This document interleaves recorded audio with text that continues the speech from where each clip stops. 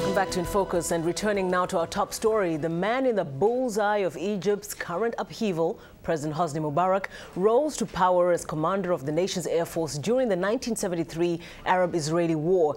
He has ruled the country for almost 3 decades. Mariama Diallo has more.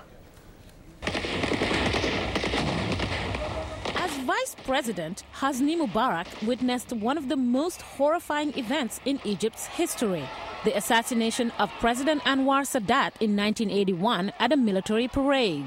His assassins were Islamic extremists in the army. David Ottaway was Washington Post bureau chief in Cairo. And I was in the stands when Sadat was assassinated and watched Mubarak get out from under a pile of chairs and shake the dirt off his hat and look around, totally stunned by what had just happened. Mr. Mubarak was sworn in as president 8 days later.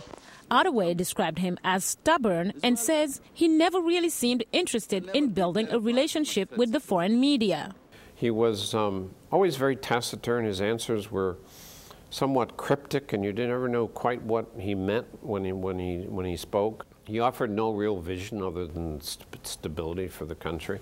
Fast forward 30 years later. For most of those years, Egypt was stable. Cairo played an important role in maintaining an Egyptian-Israeli peace treaty that was unpopular at home. Scorned in the Arab world because of the treaty, Egypt was eventually accepted back into the Arab fold. The Mubarak government worked to advance the Israeli-Palestinian peace process and was a close ally of the United States. Many say stability in Egypt came at a high price. Prominent voices were imprisoned for criticizing Mubarak. The president, surrounded by stepped-up security, survived several assassination attempts. He said he wasn't afraid. Nobody is going to live forever. Elections were tainted by police violence and election fraud.